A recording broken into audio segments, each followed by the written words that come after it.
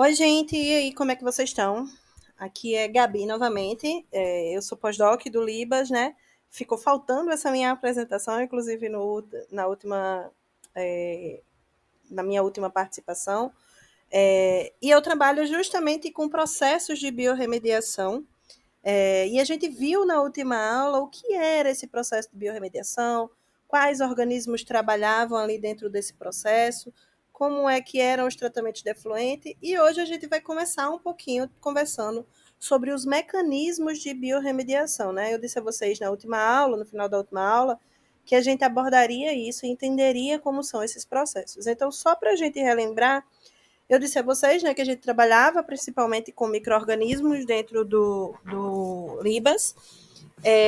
E aí a gente tem uma série de micro-organismos que podem ser aplicados, a gente não trabalha com todos eles, mas que podem ser aplicados, como bactérias, fungos filamentosos, leveduras, microalgas e os líquens.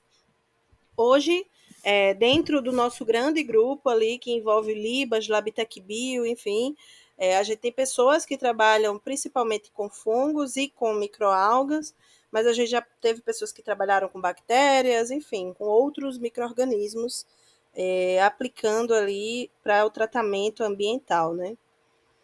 Então, como é que esses micro-organismos trabalham? Como é que eles fazem essa biorremediação? Então, a gente aqui tem uma imagem representativa, como seria, vamos dizer assim, uma parede celular de um micro-organismo. Esse aqui, claro, a gente está representando uma bactéria, que é uma membrana, na verdade, a parede celular não, perdão, a membrana celular. A gente está representando essa membrana de uma forma bem, bem simples. Então, a gente tem aqui a bicamada lipídica e algumas proteínas de membrana, alguns lipídios de membrana, enfim, carboidratos de membrana. E o que isso aqui representa? Lembrem-se que esses ácidos graxos, essas proteínas, esses lipídios, glicolipídios, enfim, esses carboidratos, eles têm uma forma ali molecular, né? Eles têm uma cadeia química que pode ser formada, sei lá, por hidroxilas, por carboxilas, enfim, tem uma organização, né, de aminas, enfim, que eles vão proporcionar a interação físico-química com as outras moléculas. Então, essa interação de aminas, amidas, ácidos carboxílicos, que mais? Hidroxilas, enfim, elas, até mesmo de enxofre ali, pontos de sulfeto, enfim, eles vão ter uma conexão, uma interação com o grupo, com a molécula também do contaminante, né? E essa interação, ela pode ser física, que é um contato fácil de separar, ou ela pode ser química, e essa interação química ela pode ser através de forças de Van der Waals, interações iônicas, ligações covalentes, enfim, vários tipos de ligações que vão prender o contaminante ou fazer com que esse contaminante entre na célula. Então, aqui o que a gente vê, esses pontinhos pretos que vocês veem, representam o contaminante, né? Esse contaminante, ele pode se ligar à membrana, então, a essas moléculas superficiais, dessas macromoléculas ali superficiais, ou esse contaminante pode entrar dentro da célula. E aí a gente vai conversar primeiro sobre essa ligação deles na membrana celular ou na parede celular, dependendo também do micro-organismo, claro.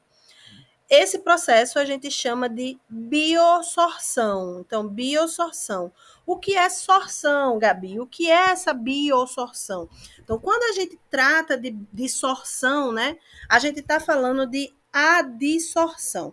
Isso significa que a gente tem um adsorvente, alguma coisa que vai adsorver com D, certo?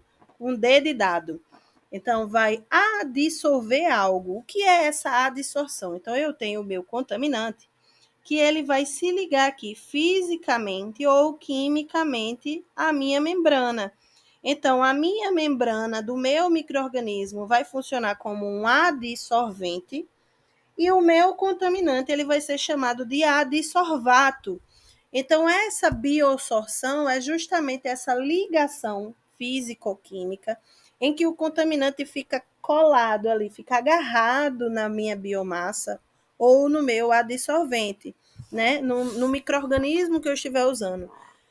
Como é que essa biosorção funciona? Se o meu contaminante está agarrado ao meu micro-organismo, significa que eu posso, de repente, lá naquele rio contaminado, colocar o meu micro-organismo, ele vai agarrar com aqueles contaminantes e eu posso retirar o meu micro-organismo para fazer um tratamento mais sério em outro lugar. Então, a biosorção é um processo rápido que a gente pode aplicar de várias formas, como filtros biológicos, né, que é o que a gente faz muito no laboratório. Então, essa biosorção é um processo rápido que acontece se a biomassa, se o micro-organismo estiver vivo ou morto. Ah, por que vivo ou morto? Não estou entendendo. Por que ele não precisa estar vivo? Se eu só faço uma ligação físico-química entre o contaminante e a membrana, não importa se o meu micro-organismo estiver morto, porque ele vai continuar tendo aquelas proteínas de membrana, os lipídios, os carboidratos, tudo ali que tiver na membrana, ele vai continuar tendo, mesmo que ele esteja morto. Então, independente da célula do organismo estar vivo ou morto, eu vou conseguir fazer a biosorção. Isso já não é válido para os processos de bioacumulação e biodegradação. Qual é a diferença entre eles? A bioacumulação é o acúmulo dentro daquele organismo, daquele contaminante dentro do organismo. Então, quando o contaminante está lá no meio e o organismo tem um contato com ele, a primeira coisa que vai acontecer é a biosorção. Depois que começa esse processo de biosorção, o contaminante ele pode começar a ter entrada na célula. Se for um contaminante muito pequeno, ele não vai ter gasto energético, ele vai passar por difusão ali e não vai ter gasto energético. Então, ele consegue passar, atravessar a membrana. Em alguns casos, ele vai junto com moléculas de água ou com outras moléculas que estão entrando no organismo, mas existem contaminantes que eles vão ter um gasto energético para passar através de bombas e serem trazidos ali para dentro da célula, né? Então, a bioacumulação, se eu tenho uma entrada celular e eu dependo de energia, na maioria das vezes, na verdade, então eu tenho um gasto, se eu tenho um gasto energético, eu preciso que o organismo esteja produzindo energia, que ele tenha constantemente essa movimentação de íons indo e vindo, de contaminantes indo e vindo, para que esse contaminante se bioacumule, que ele entre na célula. Então, essa entrada celular precisa que o organismo esteja vivo, que ele esteja metabolizando aquilo ali. Então, no processo de bioacumulação, o micro-organismo, ele vai gerar um vacúolo que vai acumular aquele material, aquele contaminante. E o que isso significa? Se o micro-organismo bioacumula, ele pode realmente não conseguir degradar e só bioacumular meio que para se proteger, ou ele pode bioacumular isso porque tem uma grande carga de contaminante e depois ele degradar. Então, se a gente for pensar, os processos eles podem, claro, acontecer separadamente, vão existir micro-organismos que eles só vão conseguir fazer biosorção, não vão conseguir fazer outros processos, mas alguns organismos fazem isso tudo aqui simultaneamente. Então, no primeiro contato com o contaminante, ele vai biosorver, fazer a biosorção, depois ele vai bioacumular e mais para frente ele vai degradar esse contaminante como se fosse a comidinha dele ali, para ele se manter mesmo, ele vai metabolizar esse contaminante. E essa bioacumulação tanto pode acontecer através de vacúolos, como esse contaminante pode se ligar ali às proteínas carreadoras momentaneamente, que também vão levar esse contaminante para a acumulação, né? O que pode acontecer também é que durante esse processo de bioacumulação, e por que acontece geralmente a bioacumulação, né, gente? A bioacumulação acontece porque o processo de biodegradação ou não está disponível ou está saturado. Então, foi o que eu disse a vocês. Alguns micro-organismos são capazes de fazer bioabsorção, biodegradação e bioacumulação simultaneamente. Então, esse exemplo aqui, a gente vê isso. Inclusive, ó, enquanto uma parte está bioabsorvendo, outra está degradando, outra está bioacumulando. E a bioacumulação, nesse caso aqui, acontece porque a maquinaria de biodegradação enzimática, né, ela não está sendo capaz de degradar tudo de uma vez, porque é muito contaminante. E aí a biodegradação também é um processo que vai depender do organismo estar vivo. Então, para as células funcionarem, para as enzimas funcionarem, esse micro-organismo ele precisa estar vivo. Então, entrou ali o contaminante através de ATP e as minhas enzimas elas vão começar a fazer um processo de quebra desses contaminantes. E essas enzimas são principalmente oxidases ou redutases. Então, elas vão ou oxidar esse contaminante ou elas vão reduzir o oxidante, ou elas vão reduzir o contaminante. Então, é um processo de quebra, de degradação, e a ideia é que esses organismos, os melhores micro-organismos para aplicar na biorremediação, são aqueles que vão produzir produtos não tóxicos. Então, eles vão degradar o contaminante até que ele se torne só gás carbônico e água, ou que ele se torne algo que a célula também vai metabolizar e não vai ser um produto tóxico. Esse é o melhor dos mundos, né? Um micro-organismo excelente que consegue realmente retirar ali a toxicidade. O que acontece é que, às vezes, um micro-organismo ele não é capaz sozinho de fazer isso. Então, eu vou mostrar mais para frente para vocês, mas hoje muitas pessoas elas usam consórcios. O que são consórcios? Não é consórcio para comprar carro, não, gente. Consórcios que a gente chama são vários micro-organismos que trabalham juntos ali como uma comunidade. Então, um quebra uma parte, o outro quebra a outra, e assim vai até que se chegue a água e gás carbônico. Então, aqui a gente tem um exemplo do processo de bioacumulação. A gente tem dois fungos aqui, imagem de dois fungos. Essa primeira coluna é o controle, ou seja, o fungo sem ter contato com o contaminante. Nesse caso, os contaminantes são corantes. Nessa segunda, um corante amarelo. Nessa terceira, um corante azul. E depois, um corante vermelho. E aí, vocês veem que dentro da célula do fungo, a gente vai tendo essa acumulação ali. O corante ele fica dentro e por fora a biomassa ali do fungo ela continua livre, né? Ela continua limpa. Então, segundo esse autor, isso foi um processo de bioacumulação, onde o corante foi completamente internalizado nas células, nas hifas desse fungo, e permaneceu ali até o próximo processo, que seria a degradação. Já na biosorção, a gente vê o contrário. Vê só, aqui a gente tem uma imagem mais aproximada, uma microscopia mais aproximada das hifas, que são as células fúngicas. Então, a gente tem as hifas aqui bem organizadas, bonitinhas, clarinhas. E depois a gente vê o processo de biosorção com o corante, também foi com corante esse aqui, se depositando aqui nas células. Então, a gente vê um acumulado de como se fosse de partículas, né? A gente vê a diferença. E é justamente o corante se ligando a essas hifas. E o corante vai se ligando, formando meio com uma massinha ali e fica nas hifas. É importante dizer a vocês que, em alguns casos, a gente consegue recuperar tanto o fungo quanto o corante, né? É o que a gente faz, inclusive, no laboratório. Então, a gente consegue lavar essa biomassa não com água, mas com reagente, e aí consegue tratar e recuperar tanto o corante quanto o fungo. E aí a gente tem um processo de biosorção também aqui, em que foi um outro artigo, onde aqui nós temos 3 tipos de corante sendo aplicados, na verdade, 2 tipos de corante e a combinação desses dois. Então, aqui a gente tem o corante A, o corante B e o corante A e B juntos. E aí o que eles observaram, pelo mecanismo que esse artigo indicou, é que os corantes conseguiam ser adsorvidos, né, biosorvidos, simultaneamente, o que indicava ali que o corante A se ligava em uma parte da célula e o corante B se ligava em outra parte da célula, e por isso eles conseguiam ser biosorvidos simultaneamente. Aqui, ó, gente, é outro exemplo de como seria um adsorvente. Então, imagine que isso aqui é como se fosse o fungo, ó, que tem várias vilosidades.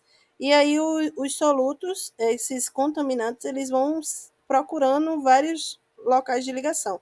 Então, quanto mais o micro-organismo ele tiver vilosidades, mais sítios de ligação, esse local onde o contaminante se liga, a gente chama de sítio de ligação. Então, quanto mais vilosidades, mais buraquinhos assim, mais hifas, enfim, tiver o micro-organismo, mais local de ligação para o corante vai existir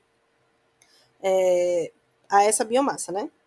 Então, aqui são trabalhos que nós fizemos aí no laboratório. Aqui, na verdade, são imagens de um outro curso que a gente ministrou, onde o pessoal teve atividade prática. Essas bolinhas que vocês veem aqui são fungos que a gente trabalha. Nesse caso aqui são aspergilos. E a gente aqui tem a ampliação dessas bolinhas. Então, a gente tem essas bolinhas a gente chama de pellet. A gente tem os pellets biosorvendo aqui esse corante rosa e os pellets biosolvendo aqui esse corante azul. Percebam que aqui, ó, isso aqui é água já. Então, ele removeu completamente o corante e a gente já vê o líquido translúcido novamente. Então, a gente fez uma ampliação para vocês verem, ó. Diferente lá daquela outra imagem, onde a gente viu o corante na parte de dentro, mostrando bioacumulação, esse aqui, ó, vou voltar para vocês verem. Diferente dessa imagem que a gente vê o corante como se fosse dentro, nesse caso aqui a gente vê o corante por fora, formando como se fosse uma camada, né? Então, isso aqui mostra que é um processo de biosorção, onde a gente tem o pellet todo coloridinho aqui, ó, também, ó. Então, o fungo, ele fez essa adsorção do corante rapidamente. Aqui também é outro exemplo para vocês verem, e aqui eu tenho duas imagens para vocês entenderem e compararem. Vê só. Esse aqui foi o tratamento de um corante preto. Nessa primeira imagem, a gente fez o tratamento por biosorção, e nessa segunda imagem, a gente fez um tratamento de biodegradação, então, ao longo de vários dias. Nesse processo de biosorção aqui, tinha sido em poucas horas, então vocês veem a concentração do corante era bem alta, né? Ele era bem escuro. E aí vocês veem o fungo bem pretinho, todo, ele dissolveu tudo. E aqui a gente vê um processo onde o fungo passou vários dias em contato com esse corante. A primeira coisa que aconteceu foi um processo de entrada ali dentro do fungo. Então, dentro do fungo tinha corante e o fungo continuou crescendo. Por isso que a gente tem essa parte branca aqui. E com o tempo ele vai degradando esse corante, diminuindo esse corante. Então, essa imagem que vocês estão vendo aqui é uma grande quantidade de biomassa. E aqui, ó, a gente já não vê mais o corante. Então, esse é o antes e esse é o depois, num processo também de biosorção nesse caso. E aí a gente entra na biodegradação, para explicar um pouquinho melhor. Então, a biodegradação a gente faz a partir de várias enzimas. No laboratório, inclusive, nós fazemos a aplicação de algumas enzimas. Então, é um processo onde as enzimas quebram os poluentes, os contaminantes.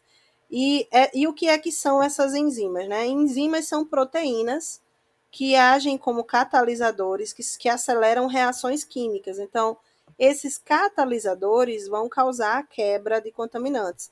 Geralmente, a associação de enzimas com contaminantes acontece no processo chave-fechadura ali, ó, onde há uma afinidade da enzima com alguma parte do contaminante e por isso ela consegue fazer a quebra do poluente, né?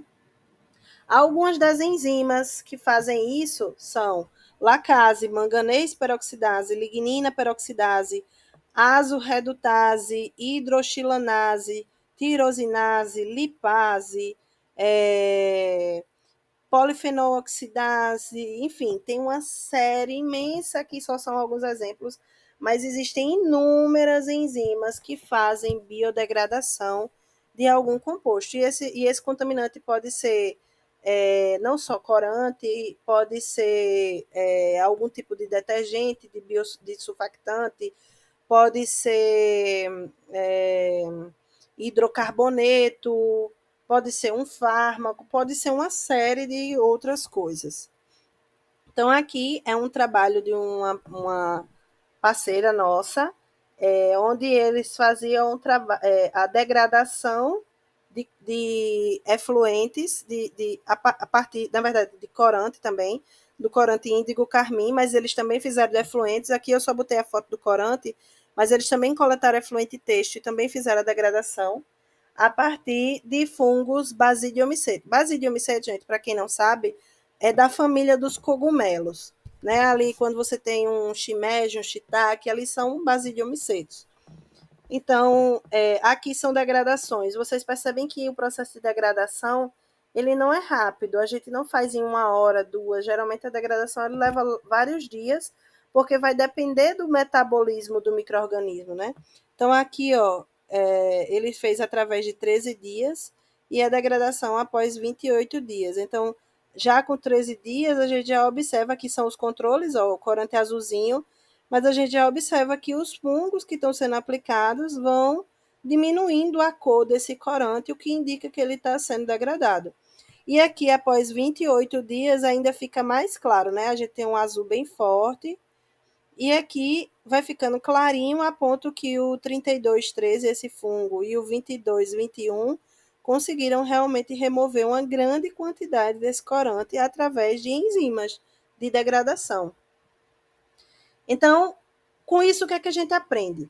Que os micro-organismos que são tão cosmopolitas, né? Que são difundidos em vários ambientes, têm provavelmente a capacidade de biorremediar.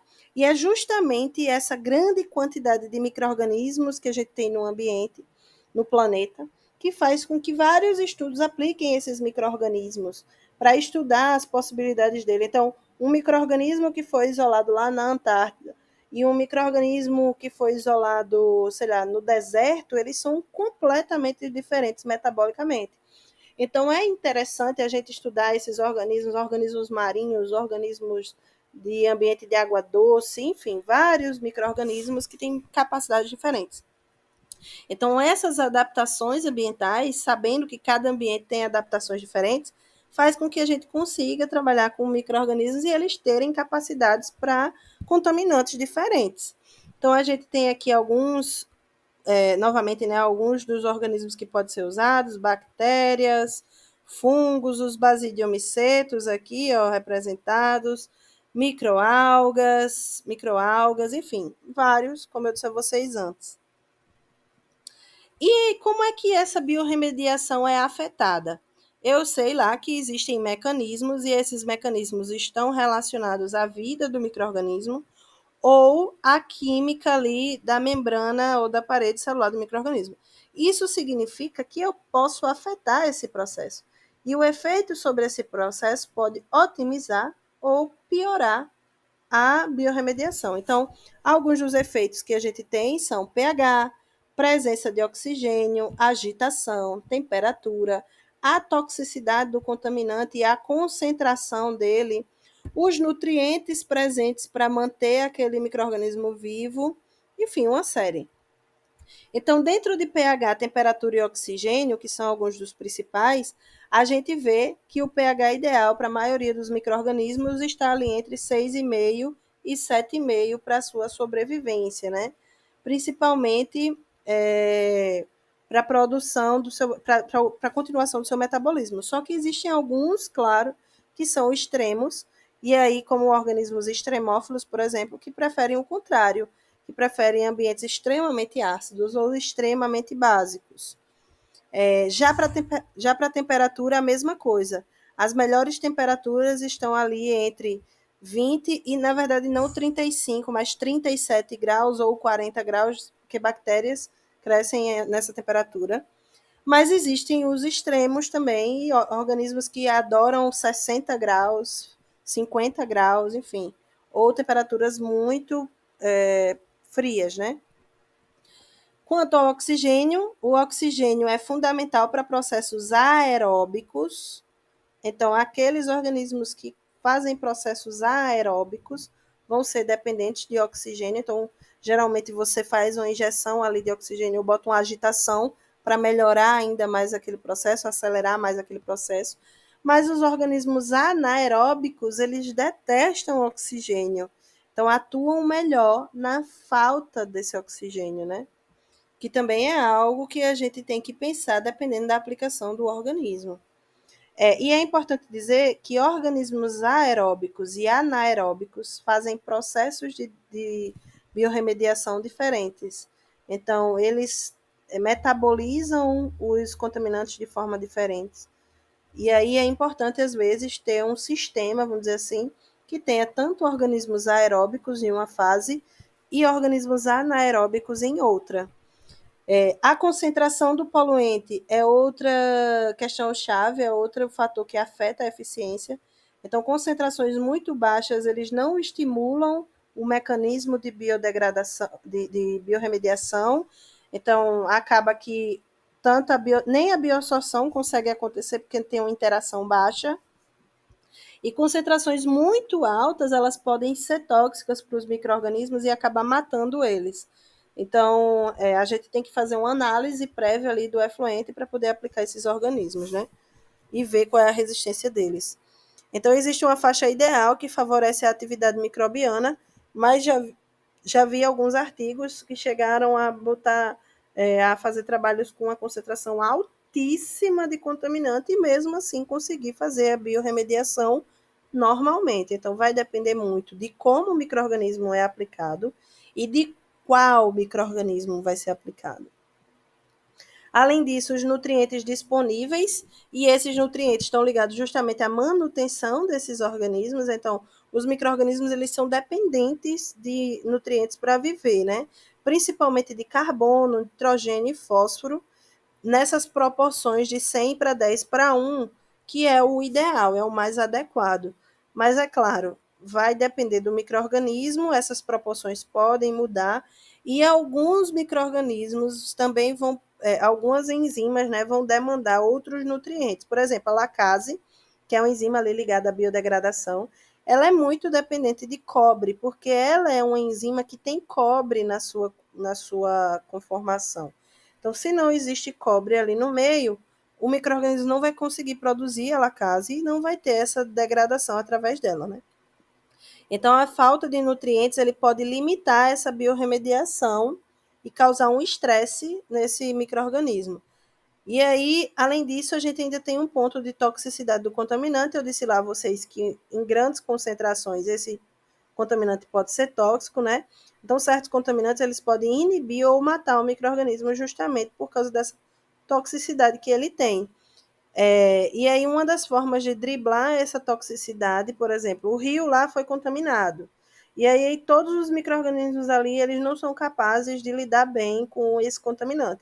Então, eu posso colocar lá um micro-organismo seguro, claro, in situ, né, no rio, direto no rio, que ele vai fazer um processo de bioaumentação, ou seja, eu estou injetando, colocando um novo micro-organismo que ele é capaz de lidar com aquele contaminante sem morrer, sem ser atingido, sem ser inibido pela toxicidade, né? Então, como é que a gente pode melhorar ainda mais? A gente já viu que os mecanismos eles são ligados ali ou à vida do micro-organismo ou à química e à física, né? Que tem os processos físico-químicos ligados ao aparelho ou à membrana. E aí a gente viu que a gente consegue melhorar isso, gerar um efeito através de mudanças como pH, temperatura, agitação, quantidade de nutrientes, enfim, várias coisas, né? Só que a gente também consegue melhorar ainda mais esse processo associando esse processo a outras análises biotecnológicas que a gente faz. Então, a biorremediação, ela pode ser acoplada a um sistema de filtração. Então, uma filtração através de membranas que sejam biológicas, por exemplo, ou a colocação desses micro-organismos no sistema de filtração, ou antes de fazer o processo de biorremediação, ter um filtro ali, diminuindo um pouco a carga de contaminantes. Então, existem já muitos estudos que acoplam a biorremediação a sistemas de filtração, que são sistemas físicos. Existem outros que acoplam, Eita, travou, gente. Acoplam a biorremediação a nanopartículas, por exemplo, para fazer uma catálise ali, um processo químico. E existem uns que acoplam a biorremediação a processos de Fenton, que também são químicos. Então, a gente tem várias opções, a ultrafiltração, a membranas, enfim, a biofilmes, enfim, várias coisas que a gente consegue botar ali junto da biorremediação e aumentar ainda mais essa eficiência, tanto do processo físico-químico, né, que eu já disse a vocês que é um pouco mais caro e mais demorado, mas também para aumentar a própria biorremediação. Também falei para vocês sobre consórcios microbianos, que é como se fosse uma comunidade de micro-organismos, que um ajuda o outro nesse processo de degradação do contaminante. Então, esses consórcios têm mostrado uma eficiência muito grande, até porque no ambiente, né, a gente não tem micro-organismos isolados, eles vivem como se fossem consórcios, como uma comunidade mesmo. Então, isso expande ali a ação desses micro-organismos. E a gente também pode usar as enzimas desses micro-organismos isoladas e imobilizadas. E essa imobilização melhora a estabilidade e a reutilização dessas enzimas várias vezes. Então, nesse caso aqui, eu já não uso mais somente o micro-organismo em si, a biomassa desse micro-organismo, mas eu retiro o metabólito dele, nesse caso, uma enzima, isolo essa enzima, purifico ela ou não, né? Mas eu faço um tipo de isolamento ali e imobilizo ela em algo para que ela seja aplicada. Então, quais são os desafios disso, as limitações que a gente tem ainda dentro da biorremediação? Primeiro, o tempo de resposta, porque por isso que a gente sempre está constantemente trabalhando e testando outros micro-organismos, porque existem micro-organismos que eles conseguem biorremediar bem, mas eles têm um tempo de resposta longo, e aí isso já é o problema que a gente tem hoje nas estações de tratamento, né? Então, os processos podem ser lentos, demorados ali, ao longo de dias, seja quantos dias forem, né? Vocês viram lá o exemplo que eu dei da biodegradação, que chegou até 28 dias de tratamento. Também a questão das condições ambientais, eu disse a vocês que as condições ambientais são fatores para alterar a biorremediação. Então, esses fatores, eles podem ser desfavoráveis ao processo, e por isso que a gente tem que estudar eles. Então, fatores como pH, temperatura, afetam essa eficiência.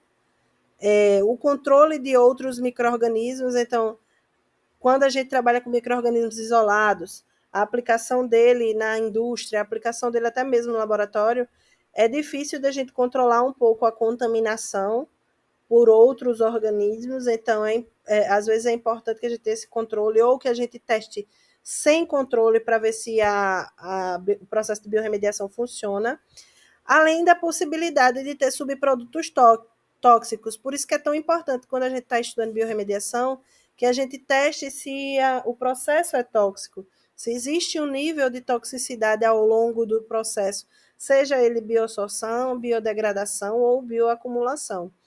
Então, isso porque podem surgir compostos intermediários durante a quebra, por exemplo, de contaminantes, que são ainda mais tóxicos do que o contaminante em si. Um exemplo disso são azocorantes, que é uma classe de corantes, que quando há quebra deles, a gente produz algo, um intermediário que a gente chama de amina aromática, que já foi também associada a cânceres em humanos e em outros organismos. Então, é importante que a gente não produza essas aminas no processo de tratamento, né? E termino aqui minha apresentação nessas duas aulas que a gente teve para entender um pouquinho da biorremediação, como é que ela é importante, e deixo como pensamento para vocês que o futuro dessa água limpa, dessa reutilização de água e dessa importância que a água tem, pode estar nos micro-organismos, pode estar nesses processos que a gente faz. E é importante que a gente tenha essa curiosidade ecológica de fazer sempre inovação, sempre biotecnologia com esses organismos, pensando no nosso ambiente. Então, agradeço a vocês. Aqui embaixo está o meu e-mail. Eita, vi agora que está um errinho aqui, que na verdade é Gabriele de Neves. Aqui tem um E, tá, gente? Neves. Mas qualquer coisa vocês também podem entrar em contato com o pessoal do Libas, se precisarem falar comigo. Enfim, obrigada. Espero que a gente se veja logo aí nesses dias que a gente vai ter a seleção do pessoal que vai ficar com a gente e que seja bem proveitoso, tá bom? Um abraço para vocês e até logo.